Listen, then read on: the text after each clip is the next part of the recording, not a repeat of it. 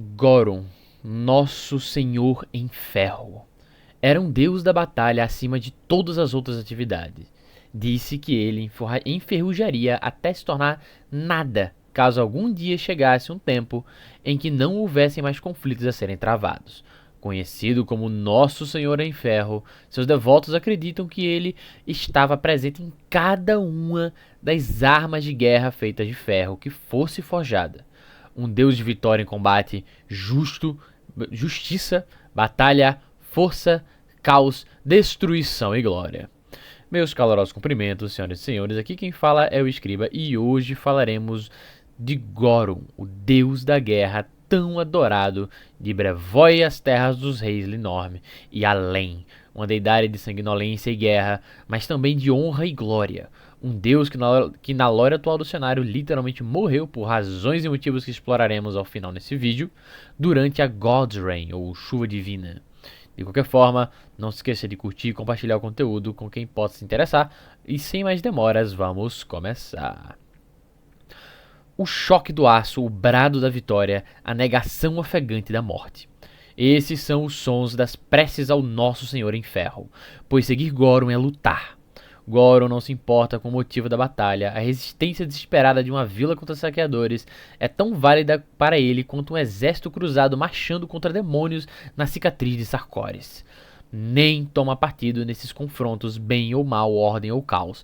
O motivo da luta é irrelevante, é a emoção do combate que conquista seu favor, o cadinho da luta onde a vitória está ao alcance das mãos.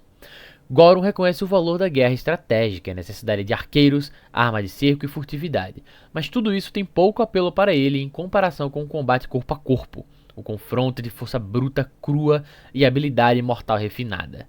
Goron não encontra prazer em lutas unilaterais ou no massacre de inocentes. Um cavaleiro armado que saque sua espada em seu nome contra um camponês indefeso pode ver sua lâmina enferrujar ali. Muito mais satisfatório seria o golpe aparentemente inútil de uma panela de ferro por parte do camponês, que poderia ser respondido como se fosse uma prece falada e transformando em um golpe mortal. Segundo os testamentos da Canção dos Ventos, da Windsong Testament, Goron e Torag construíram juntos a prisão de Hovagug sobre as instruções de Parasma, a fim de aprisionar a besta bruta dentro de Golarion. Mas sua presença era de outra forma desconhecida nos primeiros dias do mundo, ou pelo menos não existem registros de sua adoração. Alguns clérigos de Goron afirmam de forma contraditória que ele teria sido criado a partir dos conflitos que eclodiram entre orcs e humanos após os primeiros serem forçados à superfície durante a busca pelo céu dos anões na Era das Trevas, surgindo como uma armadura de ferro deixada em pé após os combates. Desde então, guerreiros e cavaleiros afirmam ver uma visão do deus ao desafiarem o golpe mortal ou ao avanço em carga para a batalha. Goron era considerado a encarnação divina da proeza marcial e da glória no campo de batalha. Segundo a antiga lenda, o diabo Alikino incumbiu o lendário herói Strada da conquista de uma cidade invencível. Strada buscou a ajuda de um oráculo de Goron e recebeu os 1000 dentes do dragão Catalpas. Quando Strada plantou os dentes no solo diante da cidade, conforme lhe for instruído, todos os heróis que o dragão havia devorado brotaram para a batalha. Tendo frustrado o diabo, Strada governou a cidade por 90 anos com um exército esquelético como guarda. Desde então, sementes mágicas de Spartoi, como são chamadas, que invocam temporariamente os guerreiros esqueléticos, também conhecidos com o mesmo nome, Spartoi, foram criadas em memória a esta lenda. Goron se importava com poucas questões além da batalha, e essa atitude se estendia também às suas relações com outras divindades. Ele via pouco valor em assuntos de diplomacia e política, considerando as atividades de seus pares divinos como frívolas na melhor das situações. O Senhor em Ferro era considerado impulsivo e impetuoso, tomava o que queria pela força se necessário e respondia a qualquer oposição direta à sua vontade com violência. Seus sacerdotes e seguidores tendiam a seguir o exemplo de seu Deus, o que significava que havia mais membros impiedosos e exploradores em sua fé do que aqueles que defendiam o altruísmo. A manifestação de Goron era a de um ser humano gigantesco, em armadura pesada escurecida. Seu elmo cobria todos os traços distintivos, exceto por um par de olhos vermelho-carmim flamejantes. Não importa diante de quem ele aparecesse, Goro sempre surgia como uma criatura mais alta, mesmo entre gigantes e outros humanoides de grande porte. No reino dos senhores dos mamutes, ele é relatado vestindo a pele de um Smilodon, como armadura ao invés de sua clássica armadura de ferro negro. Os seguidores judeus acreditam que alguém é ou corajoso ou covarde, sendo o campo de batalha a eira que separa o trigo da palha. Morrer em combate é uma honra, embora recursos táticos ou mesmo pausas na luta para negociações sejam toleráveis. Nenhuma vergonha é maior do que fugir do combate. Assassinato e homicídio traiçoeiro também não oferecem honra alguma, e Goro não sente nada além de desprezo por essas práticas, assim como pelos deuses Ashakek e Norgober que as toleram. O deus e seus seguidores também veem Urgator com desdém, pois suas doenças roubam a vida nos leitos dos enfermos, enquanto a gula que ela promove destrói o vigor dos guerreiros para batalhas significativas. Os seguidores de Goron são incontáveis, soldados, mercenários, guerreiros, cavaleiros e saqueadores de toda a região do mar interno lhe prestam tributo, especialmente em locais onde o combate é parte do cotidiano, como Belkzen, a terra dos reis enormes, o reino dos senhores mamutes e as terras desoladas. Os devotos afirmam que o espírito do deus vive no ferro, e por isso se protegem com armaduras metálicas sempre que possível, lutam com frequência, embora nem sempre até a morte. A batalha pode servir para estabelecer domínio, aliviar tensões ou mesmo simplesmente como forma de oração. Seus sacerdotes são difíceis de distinguir dos demais seguidores, costumam vestir armaduras ou mantos pesados que incorporem metal como vestes sagradas e estão adornados com todo tipo de armamento, tornando-se arsenais ambulantes prontos para sacar o aço ao menor de provocações. Embora Goron não possua um texto sagrado, seus seguidores aprendem os ensinamentos de igreja por meio de uma coletânea de 7 poemas heróicos, chamados de Gorunskagat. Cada verso mantém um ritmo que se preserva em todas as tradições, a qual os guerreiros aprendem a reconhecer e entoar durante marchas. Esses cantos se harmonizam formando um som assombroso de uma batalha em fúria, e as hostes guerreiras gorumitas têm grande orgulho dos cânticos que evocam grandes conflitos. A batalha é a verdadeira linguagem de Goron, agindo como grande unificador, e pouco importa se é travada por aqueles que falam Shoanti ou Anão. Os clérigos de Goron pregam que se algum dia toda a batalha chegar ao fim, Goron abandonará Golarion apenas para retornar quando os mortais inevitavelmente voltarem a se enfrentar. Seus locais sagrados são campos de batalha consagrados pela luta, pelo sangue e pelas vidas ceifadas ali. Seus templos se assemelham a fortalezas com arsenais e forjas. Mesmo aqueles no meio de cidades pacíficas contêm imagem do deus, geralmente representado com armadura de placas cravejada de espinhos, com olhos vermelhos em brasa. Seus santuários são simples, um monte de pedras cobertas por um elmo metálico ou uma lâmina cravada numa fenda. Entre os aventureiros, a maioria dos gorumitas são humanos ou meio orcs, embora seguidores possam ser encontrados em todas as ancestralidades. São companheiros valorizados por sua habilidade em derrotar inimigos, embora tendam a usar violência como a primeira resposta para absolutamente qualquer problema. Normalmente, partem em jornadas não em busca de grandes tesouros, mas sim para encontrar desafios, testar sua força e honrar seu deus em combate glorioso. Os mais afortunados provam seu valor ao saírem vitoriosos repetidamente de batalhas, mas mesmo esses têm mais chances de cair em combate do que de se aposentar e desaparecer na velhice. Servos. A maioria dos servos divinos de Goron usam armaduras metálicas cravejadas de espinhos. Isso inclui sua raça de servos divinos, os Zentracts. Essas criaturas de aparência ursina geralmente servem nas linhas de frente dos exércitos do Senhor em Ferro. Zentracts são servos de Goron com aparência de ursos e armadura natural. Rudes, corpulentos e independentes, são guerreiros disciplinados que usam táticas astutas, quer estejam sozinhos, agrupados com seus semelhantes ou integrando as legiões de criaturas variadas. Eles adoram a oportunidade para investir em combate e servem com entusiasmo na vanguarda dos exércitos devotados ao nosso Senhor em Ferro. Essas entidades entediam-se rapidamente se não há nada contra o que lutar, e então desafiam uns aos outros, ou qualquer criatura presente que pareça capaz de aguentar uma briga pesada. para manter o ânimo elevado. Trabalham conforme necessário para se prepararem para batalhas futuras, transportando materiais para construir muralhas defensivas ou máquinas de cerco, ou caçando criaturas que se consideram predadores supremos.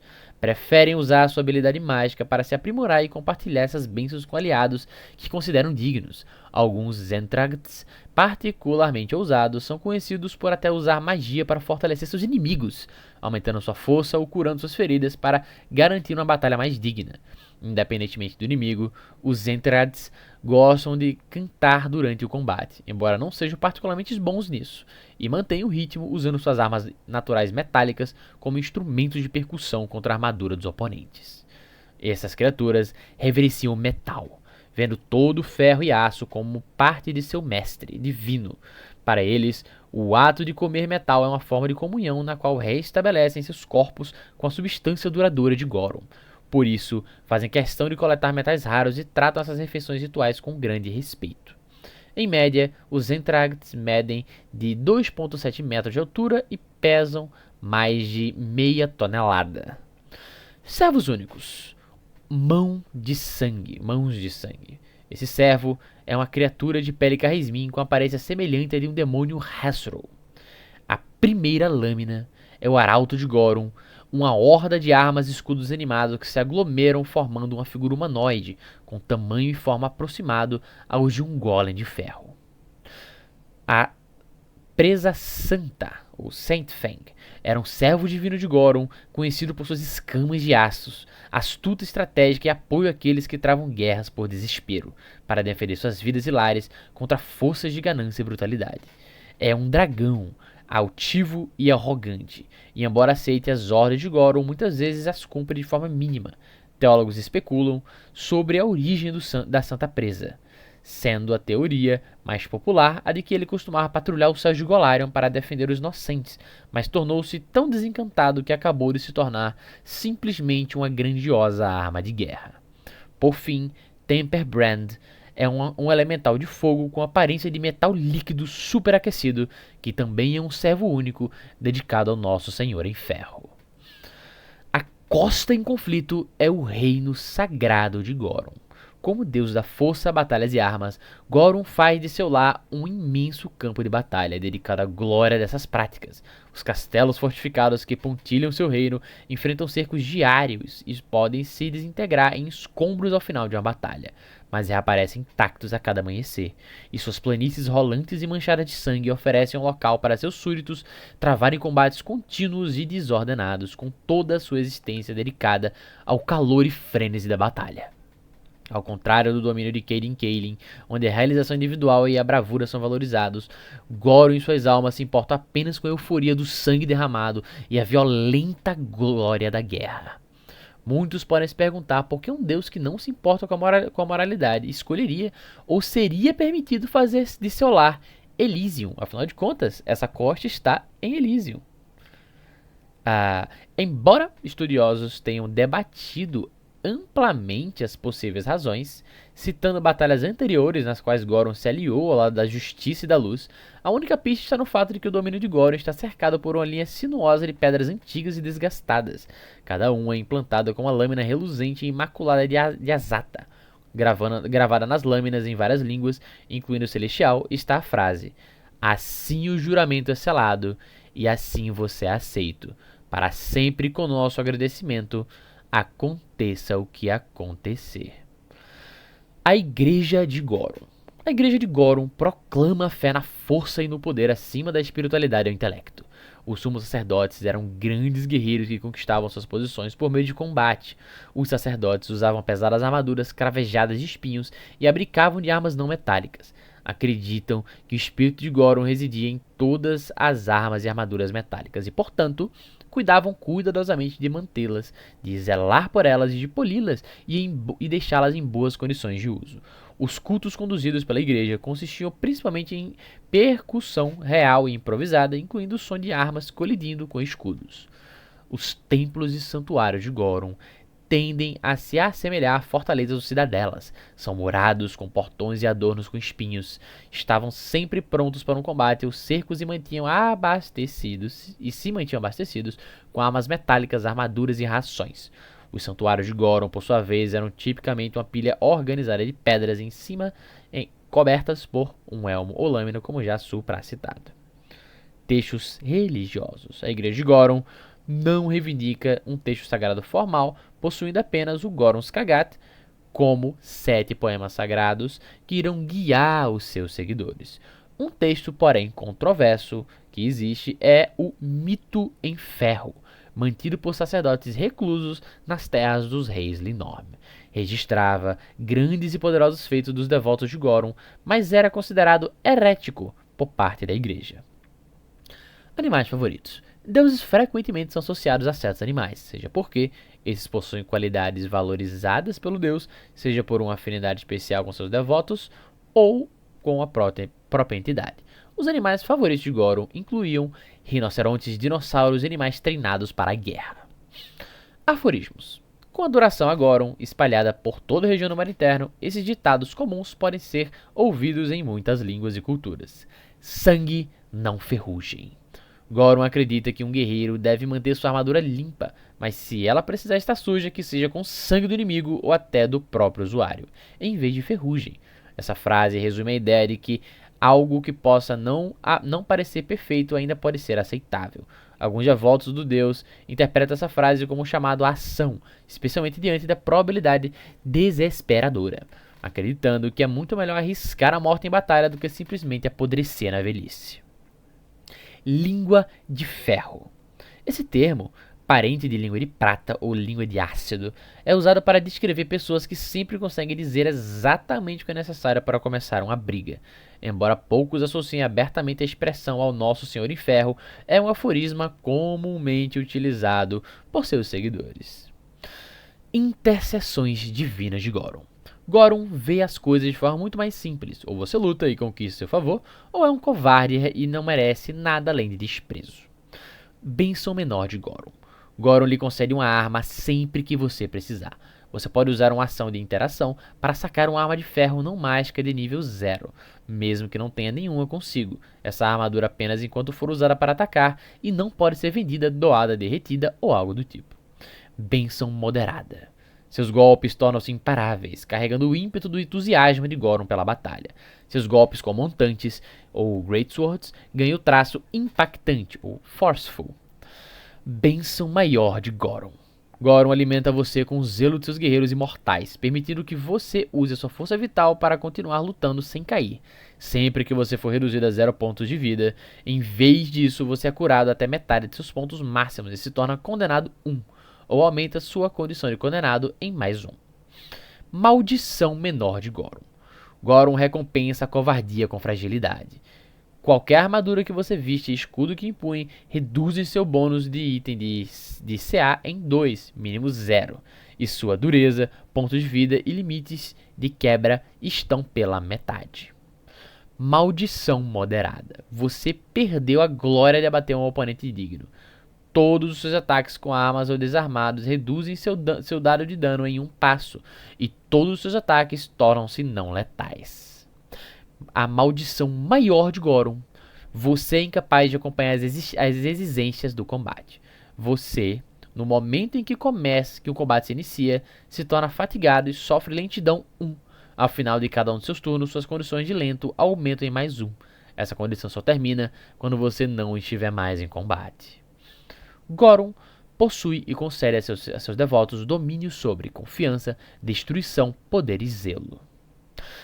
A morte de Goron ocorreu em 4624 AR. A execução violenta da divindade pelas mãos de Ashai Kek deu início a uma série de eventos que passariam a ser conhecidos como a Chuva Divina, evento que terá seu próprio vídeo eventualmente. Eventos instigadores. Inclusive, esse escriba está lendo esta parte realmente porque eu não aprecio o que eles fizeram com o Goron, o desfecho que houve aqui, as razões de Goron. Vocês vão entender por quê. Eventos instigadores. Após julgar que sua própria existência fomentava o mal no reino dos mortais do universo, Goron se encontrou em segredo com Calistria para planejar a sua própria morte. O único pagamento que ela pediu foi a verdade sobre o que havia dentro da armadura de Goron. E o Senhor em Ferro confirmou que não havia nada além dos impulsos violentos da mortalidade em sua armadura. Calístria comunicou isso a Shaikek, insinuando que Goron era um pretenso deus, o que representava uma afronta a Shaikek, algo que merecia ser punido com a morte. Um grupo de assassinos dos Mantes Vermelhos foi enviado para Glacius Rest, nas terras dos reis Linor, para matar o general Ordulf Bladecaller, um senhor da guerra gorumita Ulfen, suspeito de planejar uma tomada armada e ilegítima de Trollheim. O trabalho foi uma armação para atrair os assassinos, parte de um plano maior entre membros do governo de Vernai, da Mantis Vermelha, e a Senhora Sangrenta Jacqueline. Mas seu sucesso também chamou a atenção das Valquírias de Goron e da primeira lâmina Arauto do Senhor em Ferro. Um membro dos Vernai responsável pela traição dos assassinos da Bladecaller viajou para o reino de Goron na costa em conflito em Elysium, antecipando a culminação desse plano. Enquanto os assassinos traídos o seguiam durante o confronto subsequente, o matador de Bladecaller atraiu a atenção de Goron. Enquanto distraído, a Shaikek emergiu das águas da costa do conflito, emboscando Goron e o matando com um golpe pelas costas. Os golpes fatais da Shaikek perfuraram a armadura de Goron pelas costas antes de despedaçá-lo. A armadura destruída de Goron revelou que não havia nada ali dentro antes de explodir, espalhando fragmentos com vestígios de sua divindade por toda a realidade e em todos os reinos do universo onde Goron era adorado, incluindo Golarion. Esse foi o evento que deu início ao que seria conhecido como a Chuva Divina. O envolvimento de Shaikek na morte de Goron criou uma crise de fé entre os assassinos da Mantis Vermelha, ao mesmo tempo em que uma tentativa de golpe fracassada deixou a liderança da guilda dos assassinos desorganizada e distraída. Após a morte de Goron, um feixe de luz vermelha ofuscante foi emitido do interior de sua armadura em direção ao turbilhão. O resultado dessa emissão ainda é desconhecido. Conflitos divinos. A morte de Goron estimulou muitas outras divindades violentas a atacar ou matar outras entidades divinas.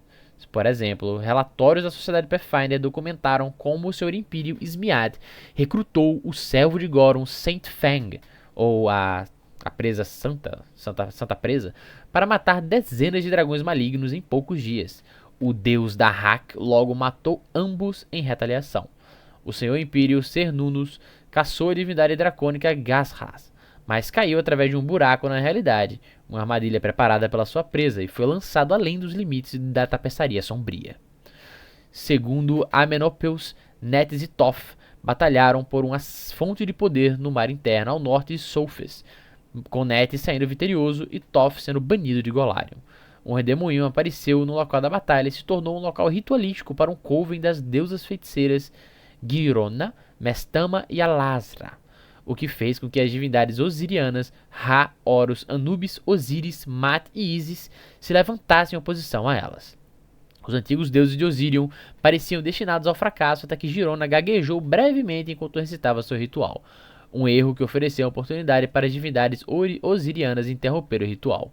Todos os 9 deuses desapareceram e seus destinos são atualmente desconhecidos. Como vocês podem ver, né, todo esse evento da Godrein, a morte de Goron, veio de um suposto lapso de consciência do deus, pelo menos é o que você tira da própria narrativa do livro, inicialmente. Eu achei feio, vai. De qualquer forma, esse Scribe está aqui para relatar e não opinar. Se você gostou do vídeo, se está aqui comigo ainda, agradeço imensamente a sua atenção. Se gostou do vídeo, não esqueça de curtir. Comente o que acha de Goron. Se irá utilizá-lo em suas campanhas que não sejam após a Godrein, como você utiliza? Compartilhe esse vídeo com quem possa te interessar. E até a próxima.